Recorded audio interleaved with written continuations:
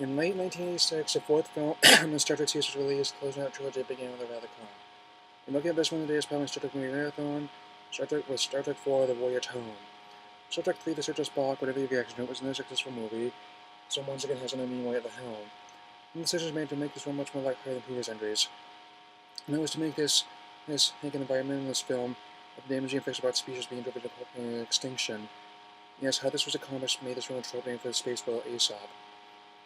The biggest part, however, was to make this a time travel adventure through the cast of then current 1986.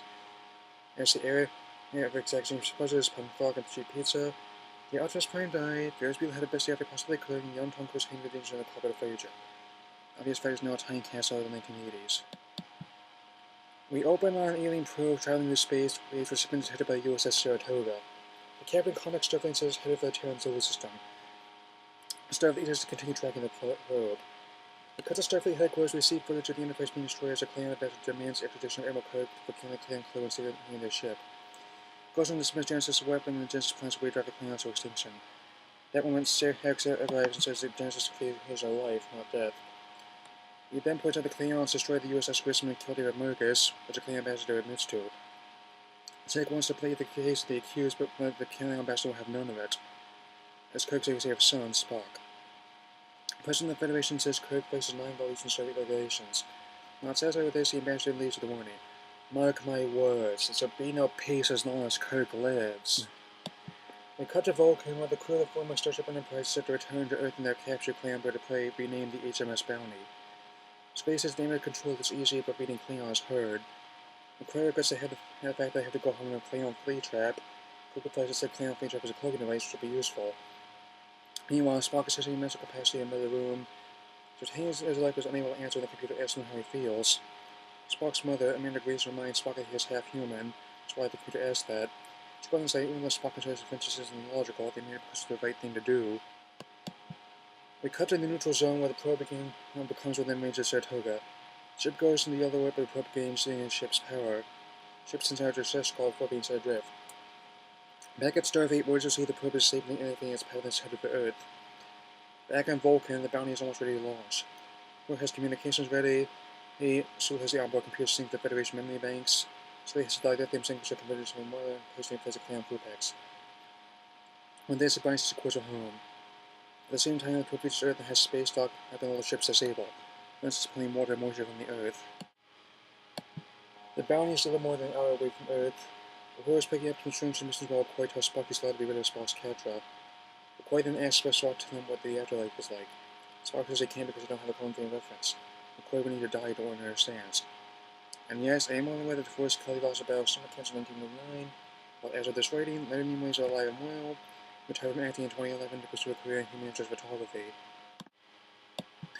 Back on Earth, the situation is getting worse. Juneau, Alaska, Scott has 96% cloud cover and dropping temperatures.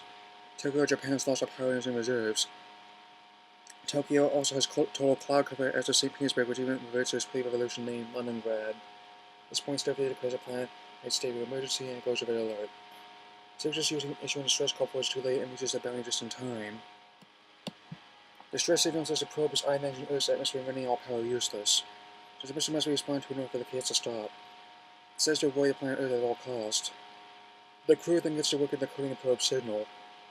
It determines to visit the ocean and is a whale song of a humpback whale, which by their time has been experiencing swing for a century. They realize what they must do. They only travel back in time to find some humpback whales, bring them back to the 25th century, see if they can answer the probe's call. I know it's crazy, but this was the same decade where films like The Terminator and Back to the Future were popular. Star Trek had done time travel stories before. What stuck out of me was City on the Edge of Forever, which I contend of the best episode in the franchise, but that's not important right now. Kirk sends a transmission to Starfleet about their plan, and it just barely gets through before the signal goes dead and the winter's break begins to push the storm. At this, the Bounty goes to warp speed and the ship goes past 49 minutes and outside the song. Let's do the time warp again. The Bounty successfully arrives in the latter half of the 20th century, specifically San Francisco 1986. Cora finds a whale on sky, tells everyone that lithium crystals drain from tidal and are decrystallizing. He points out he can't even recrystallize it in the 23rd century. Spock suggests it could be done using the price of nuclear fission that was common at that time, and that nuclear reactors often powered Navy vessels. Sulu says he was born in San Francisco. Once again, above the joke everyone is thinking about giving the strike, George Takei has made an epic gay rights and giving Asian Americans a positive role model. His time in the show was around the same time as portrayals are uncomfortable by modern standards, like Mr. Fumiyoshi from Breakfast at Tiffany's. Anyway, everyone is split into groups and giving different missions with the same goal. McCoy is doing Scotty find materials to build a whale type and gun body. Uhura and Checo will find nuclear reactors to help recrystallize dilithium. Kirk will find 2 humpback whales. As they detected, Kirk's to be killed as Earth making exists way different time, apparently primitive by their standards. Nerds. Finding that people at the time will not be accustomed to aliens, Kirk's pleasure color his ears a headband. And Kirk says to keep the face and communicators handy, but to maintain radio silence unless it's an emergency. So we need to take off their banks and insignias, just do the job and get out of their saving the world. The bounty cloaks and lands in Golden Gate Park, crushing a garbage can stew into a garbage man. Crew steps out, Kirk is given the way's coordinates, and they said to remember where they park. They enter the city and try to adjust the customs at that time. Kirk draws the IO taxi driver. Driver calls Kirk a dumbass, and Kirk replies, well, double dumbass on you. Kirk then determines they need money since Earth in the time period still saw as a driving force. They go to an antique shop to sell Kirk's license from the Wrath of Khan. Owner gives them $100, which Kirk asks a lot. Well, I think it was a bit more in 1986. Kirk then divides the money amongst the teams. Kirk and Spock try to get in on Buzz Hesitation Institute. They then kicked off for not having exact change and not knowing what exact change is. Okay. McCoy, Scotty, and Sulu then determine how they're going to make a whale tank. Normally it would be done with transporting air and aluminum, but the 100 years too early. So they must make do with the equivalent at that time. One of the rare instances of product placement on Star Trek, look up where to find something to do a job in the Yellow Pages. Who and Chekhov have found the address of the naval base in Alameda, but not been able to get directions. It also leads to Chekhov needing to take requests for nuclear vessels. Here's a fun fact. Prior to filming, Paramount actually sent the cast out in caution as a test. Most of the time, people in San Francisco didn't notice. The reason is simple. It's San Francisco. So used to own awareness of people from Starfleet where they wouldn't be that out of place. Trust me on this. I lived in California, and I was about an hour's drive from Sebastopol and see a lot of crazy stuff when I visit there. Kirk and Spock do successfully get on a bus, but then get one of the more memorable scenes in the movie of a stereotypical punk rock at the time. Mohawk, tattered dirty clothes, and playing music on an enormous boombox. Refusing to turn down his music, Spock notices Princeton turns out to be applause of the other commuters. Kirk and Spock arrive at the Station Institute and join a toilet break and scientists to look up Dr. Gillian Taylor. Kirk and Spock find the 2 whales they're looking for. Their names George and Gracie. Kirk's amazed at the fact they managed to find both the male and female whale in the same place. Spock, however, is a tank and the most mimo with them, which causes Kirk, Taylor, and tour group. Taylor, Kirk, and Spock talk about the whales, and Spock is some of his first experience with profanity. His grasp at the colorful metal voice is very loose. 1986, the year after Spider-Man and Spock's war. Taylor simply escorts a man in one of his hairband. Kirk asks about Spock's mimo. Spock is made successful communicating the message. Chekhov contacts Kirk and says that he and Uhura have found the nuclear vessel. Chekhov asks the Enterprise. Start the real CVN-65. Paramount asked if they could film on it, and the crew said no. They ended up using the USS Ranger as a stand-in. Anyway, Chekhov says the plan is to beam in, grab the photons with the crystals, and beam back out. Kirk agrees. Terry then drives up to Kirk and Spock. Kirk apologizes for Spock's behavior and yelled by saying that that Spock had too much LDS back in the 60s at Berkeley. Taylor doesn't follow besides to give him a ride. Kirk says he's from Ireland and he says they have no ill will towards the whales. Spock thinks he knows racist pregnant, which surprises Taylor. They all realize how awkward the situation is and decide to go out to dinner. Taylor then asks if they like Italian. Spock says yes for both himself and Spock.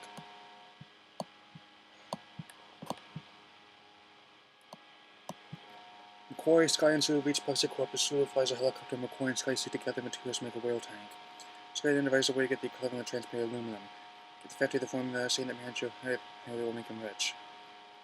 McCoy is how this will affect his timeline, but Sky replies how to know Sky didn't admit. So, Scotty punched up the formula manager cost computer, amending how Quay is to use a keyboard to try to talk into his mouse, and now how we need to build a whale tank. At a pizza parlor, Kirk and Taylor discuss what Kirk intends to do with the whales. Taylor suggests that Kirk is in space and realizes safe in the future just as soon as they get the check. Kirk says Taylor's near their ship when he gets a communication. Uhura and Chekhov have the materials and quest being back. Between their bounty only has enough power to take one in the back at a time, and Uhura's beaten up and Chekhov's carried by the officers on the boat. Chekhov is interrogated by his presence on the ship, and the officer suspicious of Russian ethnicity and his distance he's been in space. Chekhov tries to escape, but he falls and gets knocked out. The next day, the tank is completed, but the whales have been released, much to Taylor's anger. Kirk brings aboard the ship and they start to get the wheels on the sea with the help of the trackers in them. Taylor also sees Spock without his headband and realizes he's an alien, and when he sees his ears. His power has been destroyed, but crew finds Chekhov is in the hospital and likely they will not survive. Koi begs not to leave Chekhov in the hands of 20th century medicine, and agrees and decide to go rescue their friend. The hospital, Kirk and McCoy and Taylor discuss himself as doctors get in. Koi also notices an old woman undergoing dialysis. Koi wonders if this is Dark Age and gives the woman a pill. There's a call in if there's any problem. In the operating room, the surgeon is about to drill in Chekhov's head when McCoy steps up. Koi uses a device to scan Chekhov and says he has a torn meningeal artery. The surgeon wants to evacuate the hematoma, but McCoy says the artery has to be repaired and can't be going drilling into his head. Finn demands to save Chekhov's life. The surgeon orders him gone, but Kirk leaves the surgeon and sits into a small and fuses the door shut with his phaser. McCoy uses 23rd century technology to heal Chekhov. And so they've been discovered and now have to escape the hospital. Open has grown no kidney as Kirk, McCoy and Taylor Chekhov make a mad dash through the halls, beating the guards until they're transported out. Taylor's help, the crew of the Bounty is able to find them and across the ocean earth power just in time to stop a whaling ship from killing them. With this, Scotty begins speaking calculations to beat them on the ship. Now, he explains this is the first time he's been up to such a large amount because not just being with the whales, he's been with the water for them as well. And Bounty just barely has enough power to warp up to the 23rd century. Upon their arrival, the Bounties ran upon and crashed into the ocean near Starbase headquarters. The crew opens the wheel, trying to get the whales out, they try to keep their heads above water. The whales are able to communicate their message to a probe, and the cataclysm is over! As Kirk and the rest of his crew prepare for his court-martial, Taylor decides to stay in the 23rd century as she is the only one in that time period that knows anything about whales. She has also gotten the personal science but no one to catch up with the essentially so they were learning. And there's Kirk bids her farewell. Kirk and his crew, joined by Spock, pays court-martial for their actions. Judges are drawn to among the other crew members. Kirk tries to discipline the spirits, and as such is to more the captain and assign Commander Sturgis, which is exactly what he wanted. Kirk and the crew are heading for space dock, wondering what will be their new ship. Sulu is hoping for the Excelsior, which Scotty dismisses as a bucket of bolts. As they enter the space dock, they see the ship. USS Enterprise, NZ-67 101A. Kirk says his crewmates and friends that they've come home. The ship clears space dock. Kirk says let's see what she's got. Enterprise warps away, ready for what's next. So that's Star Trek IV: The Voyage Home. This entry is one of the more well-regarded movies in the franchise, and I agree. The light-hearted tone and Nimoy's direction make it a movie both casual fans and true believers alike can enjoy time to time. As such, it was the highest grossing entry in the US at $109 million, and almost 5 times its name's $22 million budget. It remained the highest grossing film domestically until the 2000 reboot, and it says how to make a new film, a new TV series in Star Trek: The Next Generation. This film that I enjoy heartily will continue to do so in the following years. My final rating is 3.5 stars out of 4. Next time, we will cover a film that's not so well liked, even coming closest thing to this franchise, of a Star Trek movie that continues with Star Trek V: The Final Frontier.